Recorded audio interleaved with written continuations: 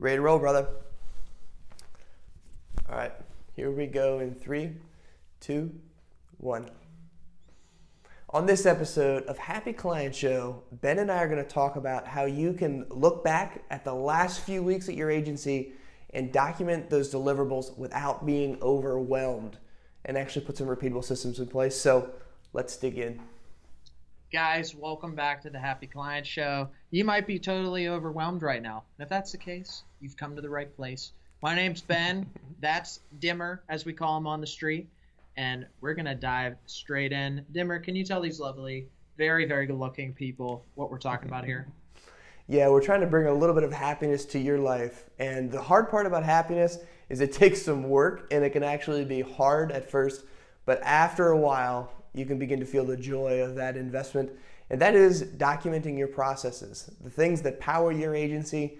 It can feel overwhelming at times, Ben, when you think about documentation. Just say, oh my word, I'll start that tomorrow, and tomorrow never comes. Yeah. So today, we're just gonna break that down into some smaller pieces to help you digest it a little bit, and over time, get those documented processes that we know, Ben, are so important to running an agency. Oh, the stress.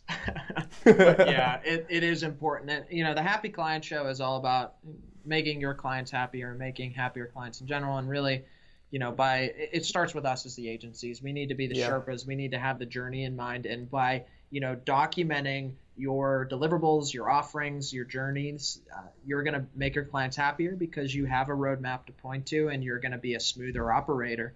But you can't improve on anything if you haven't documented it first. So that's just to set this off. This will make your clients happier when you do it. And it's going to make you happier because you're going to know exactly what to do when you dive into something. That's really important. Yeah, definitely. And you don't have, this is a pretty simple start. So all we want you to do is get your core servicing team together. The folks that are working with clients on a regular basis, and look at the past 8 to 12 weeks, depending on how big your agency is and how many clients you're serving right now. And look at that period of time and just start writing down all of the deliverables that you created as an agency. So deliverables would be promised elements inside your contracts. So from an inbound perspective, as that example, that would be like, how many blog posts did we deliver in the last 8 weeks? How many new content offers did we put together? How many database emails have we sent out? How many direct mail campaigns have we put together? So inside of each of those deliverables is going to be a whole list of tasks that need to be executed every time you create that deliverable. That's kind of where the repeatability of these things comes into play. But in this exercise, just think about those 8 to 12 weeks and break down all of those deliverables. And if you've got projects as well, list those projects. We did 3 website redesigns. List all those things down there, and then just kind of have a conversation around that list, Ben. Yeah. This is a good way to kind of take a little bit of a bite off. Yeah. Without taking so much that you're overwhelmed. Yeah, absolutely. And so by outlining all those deliverables, see the past episode about not taking on things that are outside of your regular deliverable list unless you really know what you're doing. You'll have a better scope of here's what we do, here's what we should do it for, and things of that nature. So that's a good, important first step. I'd say the second step from that is, should we be doing this stuff? Once it's all out there, is there something on there that is causing more headaches than it's worth? It's causing, I believe the phrase you like to use is, it's creating 90% of the headaches, but only giving 10% of the revenue. Is there something on there? And there's going to be a couple of these things that, I'm going to say, but some of you, it might be causing your headaches. Big one that I hear from agency owners is hosting. They do website design and development, and maybe hosting was something they started offering back in the day.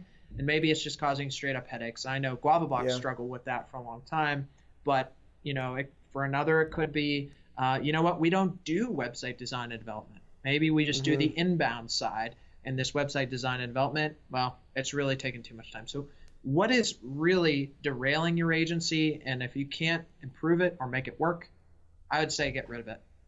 Yeah, trying to figure out what are we world class at? What sets us apart from everybody else? And if you're anything like me, when you look at that list, you might find I wouldn't say that we're world class at any of these things. And what I found is that looking at that list and feeling that way was a definite sign that stuff needed pruned off of it, because you're investing so much time and spreading yourself so thin as a delivery team that you can't dig in and become world class at anything. and really separate yourself from other folks out there. So something that can help you out is when you list all these deliverables, think about who are some agencies that we could partner with to deliver some of these things that we're not great fits for, and how can we connect people with them. Not like, I wouldn't set it up, and this is an agency by agency thing, but I would not set up a white label thing where we do growth driven design on the website side, and you can interact with this person over here who has a fake email address that just forwards to his actual agency email address. Oh, but he can't get on the phone with the client because he's actually in Pakistan. Yeah. So you don't want to do something like that, because at the end of the day, we're still trying to take the client's journey seriously and help them achieve their goals. But get this list of deliverables down, break it down, talk about it, and then once you've figured out these are the things that we want to do, the next step now is to prioritize that list based on the frequency that you delivered those deliverables. So if you're on a whiteboard, just put next to it like the number, how many times per week were each of these things created in the last 8 to 12 weeks, and then rank that list based on that frequency. And what this does, Ben, is it shows you which are the most utilized deliverables on the team. Yeah. And that's where you want to start standardizing first, because you look at that list, for some people, it could be 100 different deliverables on that list. Because agencies are crazy. Number two, they do deliver a lot of stuff. Like, there's a lot of knowledge in the mind that can be of value to the client. So we want to create these things, but we need to figure out what are we creating the most of and start documenting there. One thing that we've seen to be really helpful for people is if they look at that list and they document the top 20% of the deliverables they create. That list there covers about 80% of the workload that's coming out. Those are your most commonly used deliverables that you're using to service your clients. Dude, start with your documentation there, because if I sit back and think I need to document every process I use for servicing my client, number one, I'm going to go freaking insane because there's so much stuff on that list. Number two, I'm not going to have time to service my clients, which means I'm going to go out of business in some time. So neither one of those two things, Ben, is a good place for us to be as agency pros. So that is kind of a step-by-step process to help you chisel away at this list. Yeah. Oh, absolutely. I love what you said about, 20% of the documentation is going to give it 80%. And that is so true. And I think that's a great place to start. And I just want to flesh out real quick, do a little rant on that white labeling.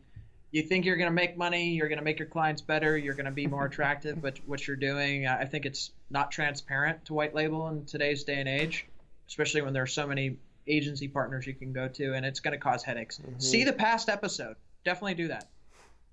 Definitely. What are the things that you need to stop doing, as we talked about on last week's episode of Happy Client Show? So what you can do if you want to add more processes to your workflow, if you want to streamline your efforts, and that's important. If you want to eventually grow your servicing team, if it's just you right now, you might not want to take the time to just document how you're doing things, but you need to pull yourself out of it. Start by just breaking down what are all the deliverables that we created over the last 12 weeks. Prioritize that list based on frequency, and then start documenting the most frequently used deliverables first. The rest of them will take care of themselves if you start documenting as you go. We talked about that 2 weeks ago here. So if you can implement these little processes, these just little tweaks to the way you do business, over time, you're going to become more and more process-driven as an agency, and that means freedom for you. Ben, anything you want to add in here before we wrap this one up? I was going to start screaming freedom, but no, I think I would just say this is a must-do, and a lot of agencies, they start up very fast, they start up very intensely, and they start growing beyond their control. This is going to bite you in the tush if you don't get control of it as soon as you can. So if this is you right now, if you almost ran a stop sign or a red light because we've really convicted you, then number one, we're not liable for that. We don't issue any insurances for that. But then I think it's time to dive in, and I would make this a priority right away. Yeah. Cool. Well, thank you so much, folks, for tuning in to this episode of Happy Client Show. Loved having you here, and we will see you next week. Thank you for listening to the Happy Client Show. You can find the notes for today's episode at doinbound.com/happy. That's doinbound, all one word, /happy. Today's show is sponsored by Do Inbound, the world's first process and project management platform built specifically for inbound marketing agencies. Learn more at doinbound.com. If you enjoyed this episode, be sure to subscribe on iTunes and leave us a review of the show to help spread the Happy Client Show vibes. Until next time, remember, life is a journey. Keep moving forward.